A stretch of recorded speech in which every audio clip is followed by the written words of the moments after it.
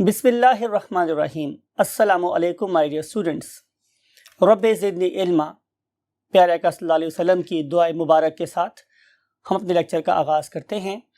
और my dear students के आज हम पढ़ रहे हैं translocation and that is the topic of chapter number 14 and it is lecture number 11। Right, समझना ये है स्टूडेंट्स हम लोगों को कि ट्रांसलोकेशन का मतलब क्या है। लोकेशन क्या होती है? जगह। ट्रांसलोकेशन का मतलब है कि मैं उसे ट्रांसफ़र कर रहा हूँ किसी चीज़ को एक जगह से दूसरी जगह। फॉर एग्जाम्पल कि अगर ये मेरे पास एक लीफ है तो मैं लीफ में से किसी चीज़ को मूव करवाऊँ टूवर्ड्स द रूट, या रूट से कोई चीज़ मूव करवाऊँ टूवर्ड्स द लीफ, तो ये जो पोजीशन की चेंजिंग है इसे मैं क्या बोलूँगा? ट्रांसलोकेशन। राइट, ट्रांसलोकेशन के प्लांट में हम पर्टिकुलरली जिस को एड्रेस करते हैं उसके बारे में हम स्टडी करेंगे किस पे? On the whiteboard. So let's move to the whiteboard. Yes my dear students, we have made what a flow chart for you, the concept map or the learning objectives of this very important topic. And very first thing is definition. Yes, we want to study the definition of what? Translocation. तो उसको हम लिखते हैं कि what is the definition? Movement of photosynthetic products, bracket में आप क्या लिख सकते हैं इसको? Yes, you are right कि हम इसे लिख सकेंगे कि they are basically organic substances,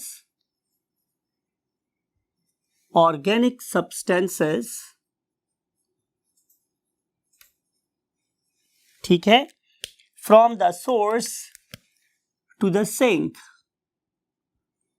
from the source to the sink is called translocation. अब सवाल ये है मेरे अजीज तालिब इल्मों कि मैं किस चीज को बोलता हूं सोर्स और किस को बोलता हूं सिंक।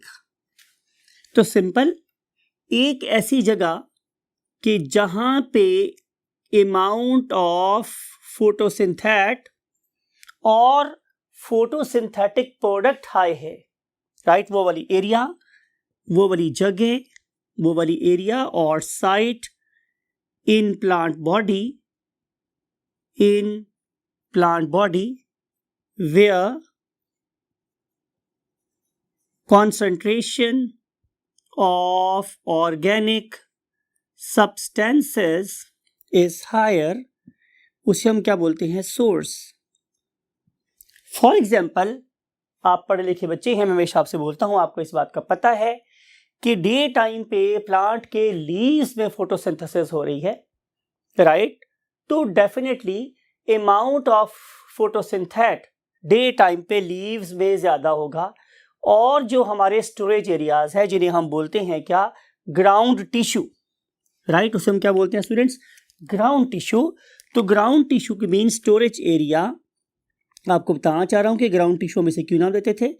ये नाम क्यों नाम दिया? क्योंकि पुराने ज़माने में हम ख़जाने वगैरह को दबाने के लिए ज़मीन को इस्तेमाल करते थे।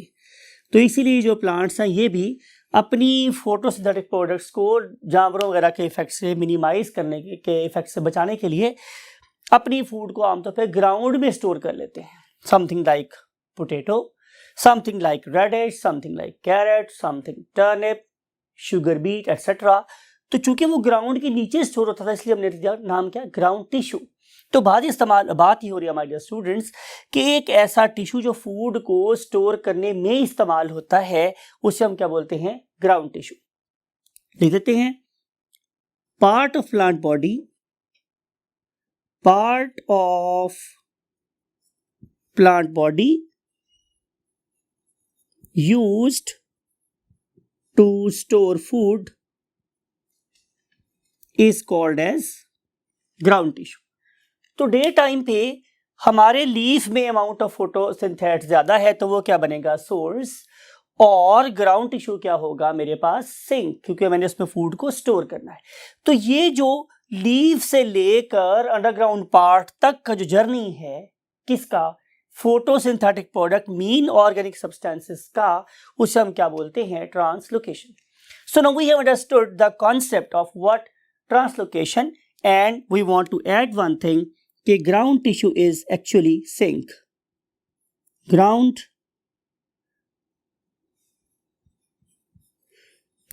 tissue is equal to what, sink,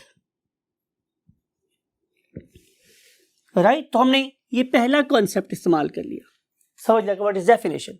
and now we want to move to the next thing कि इस पर्टिकुलर ट्रांसपोर्ट के लिए, इस पर्टिकुलर ट्रांसलोकेशन के लिए हम कौन सा टिश्यू यूज करते हैं। Point number 2 is tissue used.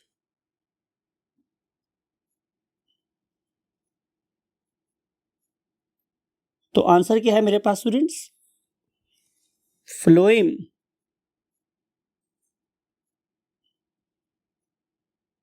अब हम देखते हैं कि ये जो फ्लोएम है ये प्लांट बॉडी में कहां कहां एग्जिस्ट करता है। तो इसके लिए हमें सिर्फ और सिर्फ 2 क्रॉस सेक्शन बनाने हैं, राइट? और वो 2 क्रॉस सेक्शन किसके होंगे, ज़ाहिर है एक रूट का और एक स्टेम का। तो आइए हम सबसे पहले किसको ड्रॉ करते हैं, रूट को। रूट के क्रॉस सेक्शन की अगर मैं बात करूं तो लुक एट दिस कि ये रूट है। तो अगर मैं इस रूट को देखूं तो मुझे क्या पता चलेगा कि इस पर्टिकुलर रूट के बाहर क्या था, एपिडर्मिस, फिर उसके अंदर एक वाइड सी कॉर्टेक्स है और दरमियान में एक एंडोडर्मिस। और मैंने आपको याद है बताया था कि इस एंडोडर्मिस के अंदर जो मेरे पास स्टार शेप स्ट्रक्चर होती है, star shape structure, it is basically what, xylem. और इस जाइलम के जो स्टार्स हैं या बाजू हैं उनके दरमियान में ये वाला टिश्यू, दिस वन, जिसमें अब यहाँ पे शो कर रहा हूँ, this one and this one, this one and this one. चलिए इसको फर्दर हाईलाइट करने के लिए मैं इसके अंदर डॉट्स भी लगा देता हूँ कि जो डॉटेड एरिया हम शो कर रहे हैं, this one, this is basically what, phloem. So in between the arms of the xylem, या समझ लीजिए कि जाइलम और फ्लोएम के टिश्यू आपस में ऑल्टरनेट करते हैं, phloem xylem, phloem xylem, phloem xylem, phloem xylem. तो ये जो टिश्यू है इसे हम क्या बोलते हैं, फ्लोएम। तो रूट में तो यहाँ एग्जिस्ट कर रहा होता है। देन व्हाट अबाउट स्टेम, अब इसको आप देखेंगे, राइट? तो अगर मैं इस particular cross section of stem की अगर आप लोगों से बात करूं तो आपको पता है कि हमारे इस पर्टिकुलर स्टेम में सबसे बाहर ज़्यादा एपिडर्मिस होगी। एपिडर्मिस के बाद एक छोटा सा ब्रीफ सा कॉर्टेक्स होता है। अगर आप लोग रूट के कॉर्टेक्स को देखें तो वो काफ़ी कॉन्स्पिक्यूअस है, बड़ा वाज़ेह है, काफ़ी बड़ा है। लेकिन जो मेरा प्लांट का क्रॉस सेक्शन होता है उसमें ये मुझे बहुत छोटा सा नज़र आता है। और इसके अंदर आप लोगों को अरेंज होते हुए नज़र आते हैं स्पेसिफिक किस्म के टिश्यूज, जिन्हें हम क्या बोलते हैं, वैस्कुलर बंडल्स। और आपने ये बात पढ़ रखी है ग्रेड 9-10 में कि जो वैस्कुलर बंडल्स हैं they are basically there to control of course the conduct the water, minerals and food, इसलिए मुझे क्या बोलते हैं, वैस्कुलर बंडल्स। और ये जो मेरे पास वैस्कुलर बंडल है they are arrange the form of what a triangle. आप लोगों के लिए मैं यूँ करता हूँ कि मैं उस पर्टिकुलर ट्रायंगल को यहाँ ड्रॉ कर लेता हूँ, समथिंग लाइक इट, राइट? इस पर्टिकुलर ट्रायंगल के आप लोगों को नजर आएंगे 3 हिस्से, 1 and then 2, right, and then 3। तो ये जो मेरे पास 3 हिस्से हैं my dear students, they are constituting 1 vascular bundle, right? अब इसको अगर मैं यहां शो करूं तो बड़ा सिंपल से मैं कंप्लीट कर देता हूं इसको ऐसे ऐसे, समथिंग लाइक इट,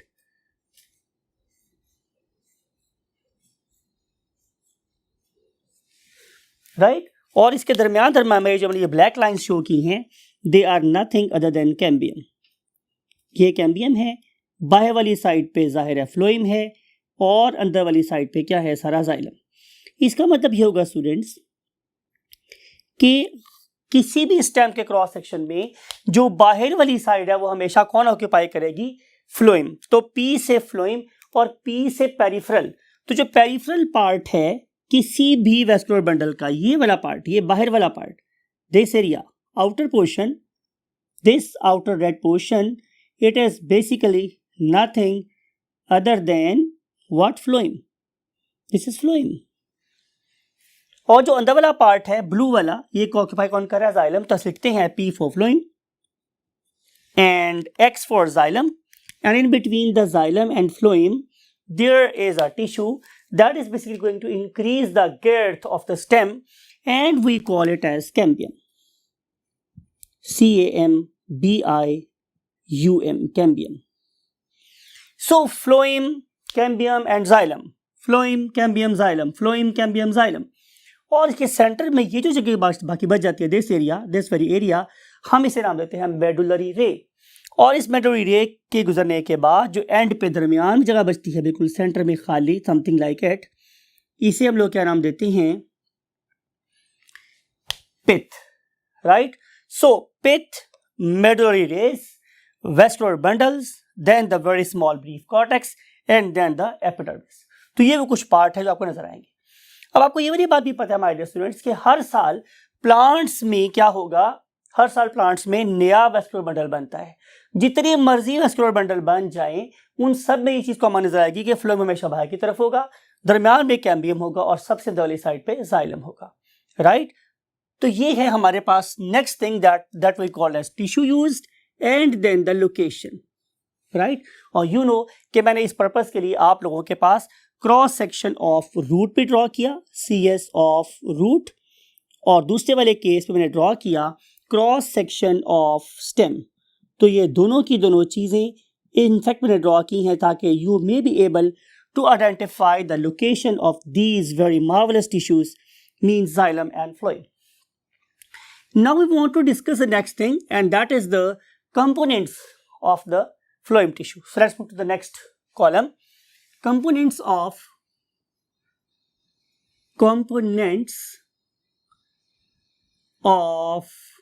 phloem. हमारा जो टिश्यू है phloem, you know very well कि it is basically a compound tissue. Compound tissue का मतलब ये है कि इसमें एक से ज्यादा किस्म के सेल्स. जब मेरे पास इस किस्म के सेल को मैं से क्या बोलता हूँ? Compound tissue. तो हमारा ये फ्लोएम किस किस किस्म के सेल्स के मिलने से बना हुआ है? तो पहली चीज है मेरे पास सिव एलिमेंट्स. सिव एलिमेंट्स, बहुत से लोग इसे सीव बोलते हैं, लेकिन मेरा ख्याल है कि sieve is a more appropriate pronunciation as compared to sieve. तो sieve elements, and then we have companion cells. इनकी डिटेल अभी हम डिस्कस करते हैं. Then we have got what? Fibers. Then we have phloem parenchyma,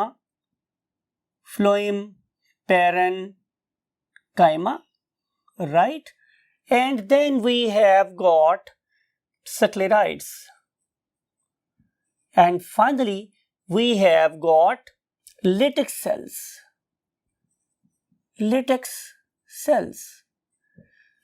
याद रखने वाली बात यह है कि ये हमने all possible types of cells लिख दी हैं जो डिफरेंट किस्म के यू कैन से प्लांट्स में. It may be the monocot stem, it may be the dicot stem, it may be the phloem of root. हर जगह हमने सब जगह एनालिसिस करने के बाद ये देखा कि मैक्सिमम कितनी किस्म के जो सेल्स मिल के बना सकते हैं क्या फ्लोएम. लेकिन आमतौर पर अगर आप अच्छी बुक को पढ़ेंगे तो अच्छी बुक्स में आमतौर पर आप लोगों को सिर्फ 4 किस्म के सेल नजर आते हैं.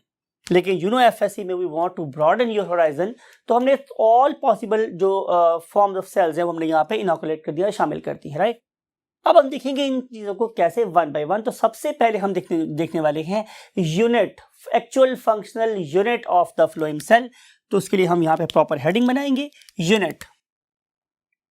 अगर मैं यूनिट की बात करूं तो एक्चुअल फंक्शनल यूनिट जो है that is called as sieve element.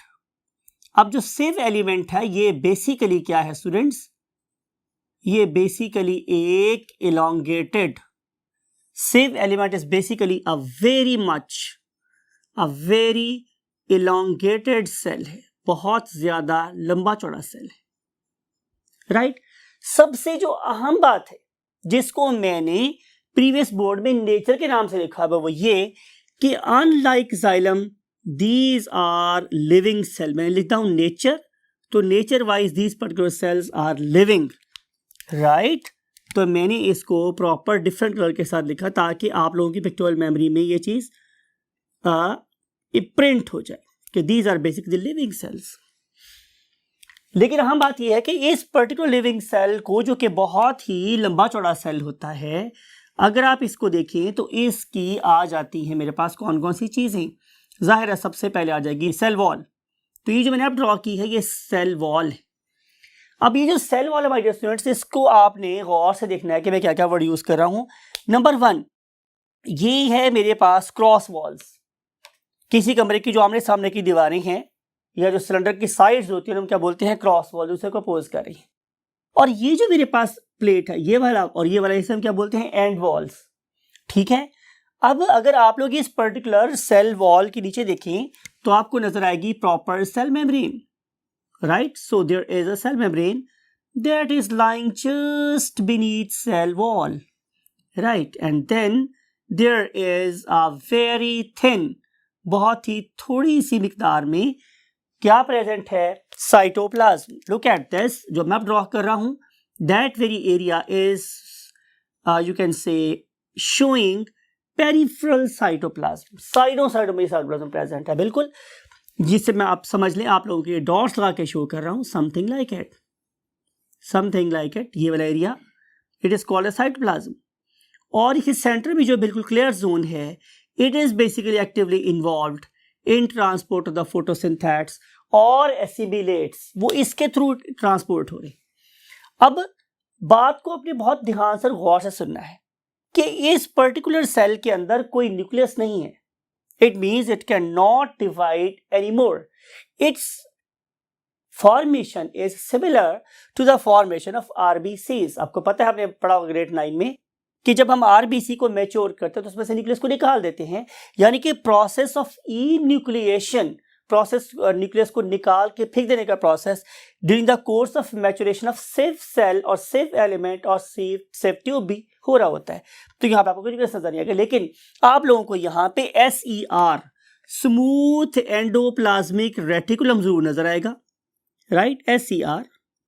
आप लोगों को यहाँ पे बहुत ही थोड़ी सी अमाउंट में माइटोकॉन्ड्रिया नजर आएंगे, राइट। लेकिन इनके अंदर किसी किस्म का राइबोसोम वगैरह प्रेजेंट नहीं होता, राइट। आपने इसे लिविंग कंसीडर किया, राइट। अब अगली बात क्या है कि अगर आप लोग इनकी एंड वॉल को देखें तो एंड वॉल्स किसकी, किसी भी सिव ट्यूब की कैसी हैं, पोरस, समथिंग लाइक इट। ये देखिए, ये पोरस बन गई है, हमने इसके दरम्यान में एक सुराख कर दी। अब ये जो मैंने सुराख कर दिए तो ये वाली वॉल बन गई सिव।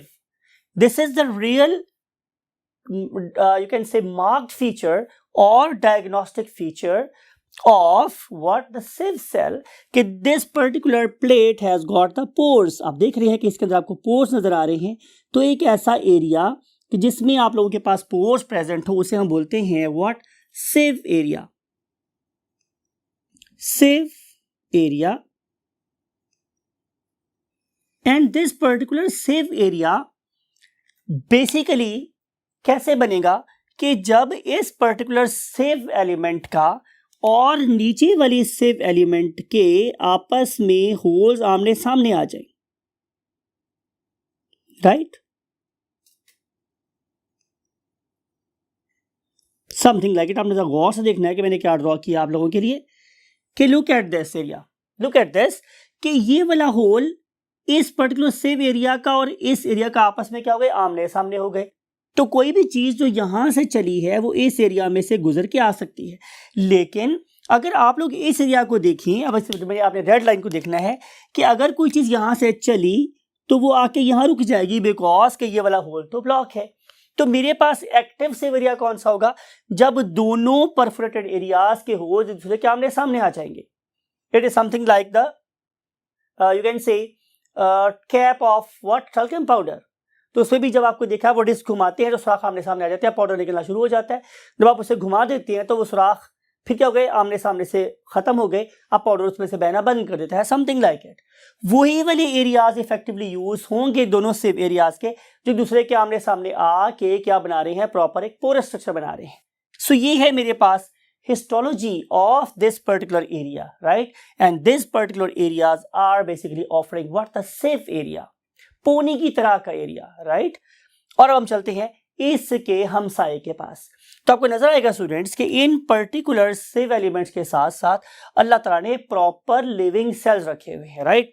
लुक एट दिस, इसके बिल्कुल हमसायगी में एक अदद जिंदा दिल सा, लिविंग सा क्या प्रेजेंट है? generous kind enough cell present है, and that very generous kind enough cell is called as companion cell. generous क्या होता है स्टूडेंट? सखी, companion cell, और companion का मतलब आपको वैसे ही पता है, साथी होता है। तो साथी होता ही हुआ है जो हर अच्छे बुरे वक्त में किसी के काम आए, राइट? अब अगर आप इस पर्टिकुलर सेल को देखें तो इसमें आप लोगों को हर एक फीचर नजर आएगा जो आम सेल में आपको नजर आ रहा होता है। मीन कि आप लोगों को यहाँ सेल वॉल भी नजर आएगी, सेल मेम्ब्रेन भी नजर आएगी, साइटोप्लाज्म भी नजर आएगा, प्रॉपर वेल डिफाइंड वैक्यूल भी नजर आएगा, और उसके बाहर टोनोप्लास्ट भी नजर आएगी। तो वो सारे के सारे फीचर जो आप लोगों को एक लिविंग सेल में नजर आते हैं, किसी प्लांट सेल के आपको यहाँ भी नजर आएंगे। लेकिन इंपॉर्टेंट बात यह है कि अगर आप लोग इन पर्टिकुलर सेल्स को देखें तो they are very very rich in ribosomes, इनमें बहुत ज़्यादा राइबोसोम्स भी होती हैं, and they have got very large number of mitochondria as well, very large number, exceptionally large number of mitochondria, because they are in need of what? ATP, right? तो जितना ज़्यादा mitochondria का नंबर होगा उतनी ही ज़्यादा यहाँ पे ATP प्रोड्यूस होगी, राइट? और ये ATP डिफरेंट किस्म के एक्टिव ट्रांसपोर्ट और बॉडी फंक्शन में इस्तेमाल होगी। अब अगली बात जो इससे ज़्यादा इंपॉर्टेंट है वो ये कि इस पर्टिकुलर कंपेनियन सेल्स का एसोसिएशन है, कौन सा फंक्शनल एसोसिएशन है with this very cell that is called as what? The safe area, right? अब आप इस पर्टिकुलर जरा बात को गौर से देखिए, जो मैं अब चेंज लाने वाला हूं वो क्या कि इस पर्टिकुलर कंपेनियन सेल के और सेव एलिमेंट के दरमियान में जो वॉल है उसे हमने क्या नाम दिया था?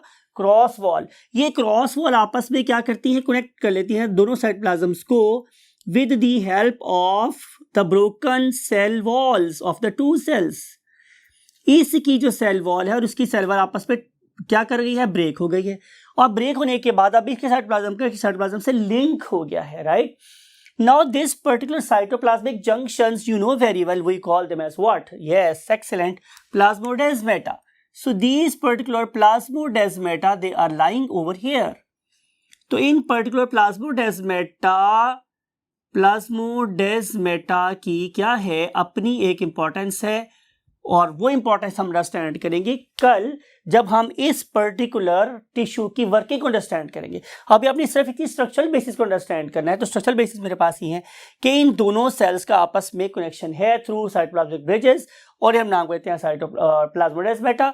और वो जाहिर है कि दो क्रॉस वॉल्स के होल्स आपस में आमने सामने आएंगे तो डेवलप होगा, राइट? तो ये है मेरे पास कुछ फंक्शनल एनाटॉमी किस चीज के? इस पर्टिकुलर सेल्स की। सो अगर मैं पीछे वाले आपको लेके जाऊं कॉलम के ऊपर, तो देखते हैं हमने क्या लिखा था यहाँ पर कि हमने आइडेंटिफिकेशन के लिए हमने क्रॉस वॉल्स और प्लाज्मोडेस्माटा को डिस्कस किया, फिर हमने एंड वॉल को डिस्कस किया, हमने सीव एरियाज को डिस्कस किया, और अब हम बात कर रहे हैं किसकी? सीव ट्यूब्स की। तो ये जो हमारे पास सीव एरियाज हैं जब वो आपस में कंबाइन करेंगे तो वो लंबी लंबी लॉन्गेटेड ट्यूब्स बना लेंगे जिन्हें नाम कर देते हैं sieve tubes. So up till now we have discussed all the 5 points कि हमने डिस्कस किया कि डेफिनेशन क्या है, we have discussed what is tissue use, and look we have discussed the location of these particular tissues, and then we discussed the components, and now we have discussed the identification of these particular cells कि हम इनको कैसे पहचानते हैं कि ये एक companion cell है और ये मेरे पास एक sieve tube cell, right? And now we want to see the nature, right? आपको याद है मैंने बोला था कि अगर मैं इन पर्टिकुलर सेल्स की नेचर की बात करूं तो these particular cells are basically living cells, ये डिस्कस कर लिया हम लोगों ने। और वो वाले सेल जो ज़्यादा जिंदा हैं, ज़्यादा फंक्शनली एक्टिव हैं, they are definitely companion cells. लेकिन वो वाले लिविंग सेल्स जो ट्रांसपोर्ट ऑफ सॉल्यूट्स में इन्वॉल्व है वो बेसिकली क्या है? सिव एलिमेंट्स और sieve cells, right? And now we want to see the role. तो डिस्कस मैंने पहले किया आप लोगों के साथ कि ये जो मेरे पास कंपेनियन सेल्स हैं उनका रोल किस में है? उनका रोल है इस पर्टिकुलर सेल के अंदर से पास होने वाले सॉल्यूट की कॉन्सेंट्रेशन को मेंटेन करना। मिसाल के तौर पे कि अगर इस पर्टिकुलर फोटोसिंथेट की कॉन्सेंट्रेशन बहुत ज़्यादा लिक्विड वाली हो जाएगी तो फिर ये बहुत तेज़ी से नीचे मूव करेगा, तो फिर सोर्स और सिंक में जो ग्रेडियंट एस्टैब्लिश रहना चाहिए वो नहीं रहेगा। तो इस पर्टिकुलर एरिया में इन पर्टिकुलर सीव को डेवलप करने की जो लॉजिक ये है कि हम इस पर्टिकुलर सब्सटेंस को बहुत स्लोली थोड़ा करके पूरा दिन सोर्स से सिंक की तरफ मूव करते रहें और रात के टाइम इस प्रोसेस को रिवर्स कर लें, राइट। तो ये वाली ट्यूब्स एज अ वेल्व्स भी काम कर रही हैं, ये वाले areas sieve areas as a valve भी काम कर रहे हैं जो इस पर्टिकुलर सब्सटेंस की मूवमेंट को रेगुलेट भी करते हैं। इस रेगुलेशन में जहां इनका हाथ है वहीं पे इन कंपेनियन सेल्स का हाथ भी है। तो companion cells are basically going to add water और going to remove water to maintain the consistency of the photosynthetes passing through the sieve elements, right? So this is the role of what? Companion cells.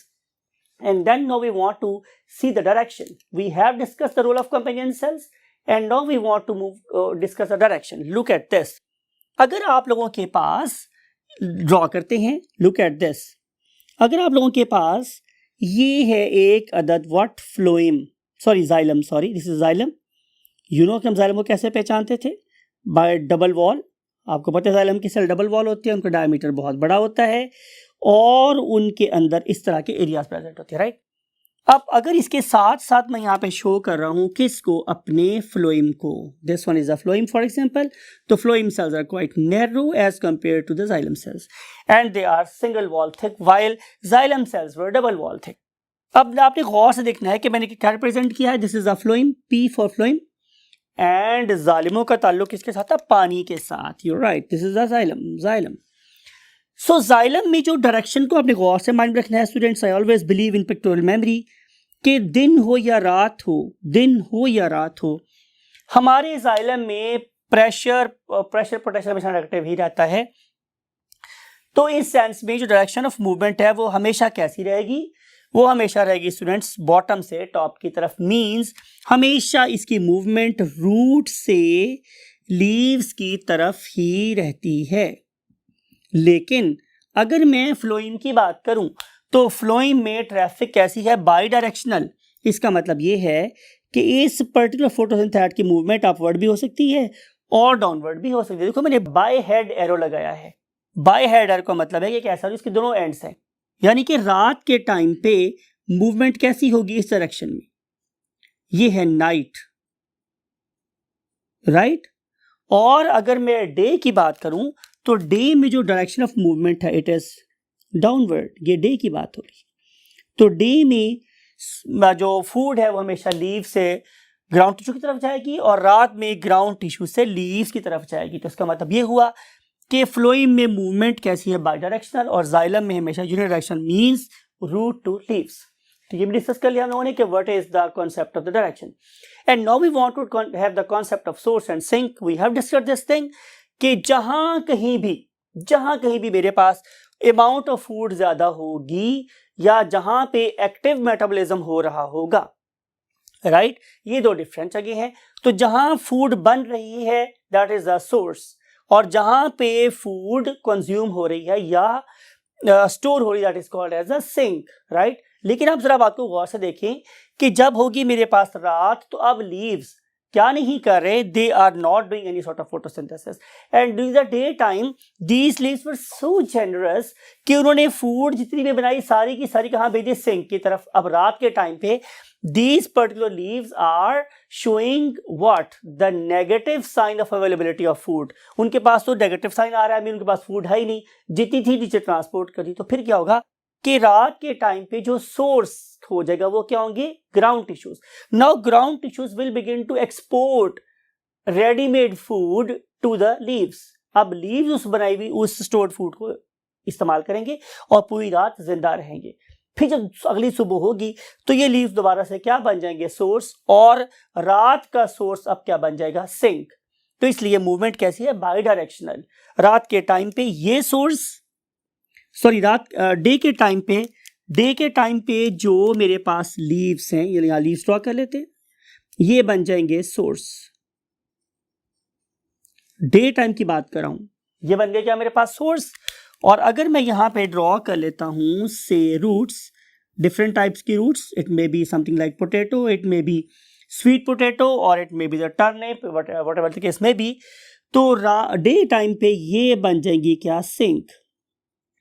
लेकिन जब होगी रात तो उस time पे ये वाली रूट्स बन जाएंगी क्या सोर्स, और मेरे जनरस से लीफ अब डिपेंडेंट हो गई हैं, they will become sink. Phloem में बाई डायरेक्शनल मूवमेंट हो रही होती है। And now we want to discuss the last thing, और वो लास्ट थिंग मेरे पास क्या है कि if I want to understand the composition of the solutes those are basically flowing in phloem, तो हम उसको कैसे अंडरस्टैंड कर सकते हैं। तो आए इसके लिए हम last one of code use करते हैं। Look at this, this is an organism and this very organism is an insect, right. And you know very well कि हम किसी भी इंसेक्ट को देखें तो उसके आप लोगों के पास 3 पार्ट होंगे, हेड, थॉरैक्स एंड एब्डोमेन। तो ये मेरे पास उसका हेड है, ये उसका थॉरैक्स है और ये उसका एब्डोमेन है। And we can identify this insect by another very important thing that is called as stylet, right. और स्टाइलेट मेरे पास क्या है, एक सकिंग ट्यूब है। आपने डेफिनेटली किसको देखा था, मॉस्किटो को, चैप्टर नंबर के इसमें 7 में। तो उसमें भी जो मॉस्किटो है वो हम अब इंजेक्ट करता Plasmodium into my skin with help of a needle, तो दैट वाली needle is called basically stylet. और ये जो स्टाइलेट है इसमें ये एबिलिटी होती है कि ये किसी भी स्टेम के अंदर आइडेंटिफाई कर सकता है location of what phloem, because कि ये एक क्या है, वेजिटेरियन है और या ये फ्लोइंग फीडर है, राइट। ये फ्लोइंग फीडर क्या करता है, समझ लें कि ये भी किसी मौलवी साहब की तरह से बहुत ज़्यादा मीठी चीज़ों को पसंद करता है। तो इसकी जो चोंच है, स्टाइलेट है, it is sensitive to phloem, तो इसे जाके फ्लोइंग भी अपने को अटैच कर लेता है, राइट। अब हम साइंस के लोग हर चीज़ को एक्सप्लॉइट कर सकते हैं। हमने ये किया कि हमने इस पर्टिकुलर स्टेम की बेस पर, समझ लीजिए ये दरख्त था, तो इसकी बेस के ऊपर हम लोगों ने यहाँ पे क्या जला दी, फायर, राइट। और इस फायर के साथ हम लोगों ने क्या स्प्रे कर दिया से एक एनेस्थेटिक सब्सटेंस, राइट। एनेस्थीसिया क्या होता है स्टूडेंट्स, एनेस्थीसिया का मतलब ये होता है बेहोश करने वाली दवा। एनेस्थेटिक सब्सटेंस जो एनेस्थीसिया में इस्तेमाल होता है, ये बेहोश करने के इस्तेमाल काम आता है। तो ये दो चीजें मीन स्मोक और एनेस्थेटिक सब्सटेंस, ये इस पर्टिकुलर फ्लोइंग फीडर जिसे हम नाम कह देते हैं aphid, that is an insect, इसको बेहोश कर देगा। इट इज बेसिकली इंसेक्ट बेहोश कर देगा। और फिर हम लोग क्या करेंगे कि इन बेहोश हुए कीड़ों के को यहां से कट कर देंगे, राइट। अब देखें कि इस पर्टिकुलर, चले यहां शो करते हैं हम लोग कि अब इसका ताल्लुक किसके साथ हो गया, फ्लोइम के साथ। अब फ्लोइम का internal pressure that is always positive, तो उस प्रेशर की वजह से इस पर्टिकुलर ट्यूब से फ्लोइम के ड्रॉप्स निकलना शुरू हो जाएंगे, राइट। इन्हें हम क्या बोलते हैं, फ्लोइम ड्रॉप्स और हनी।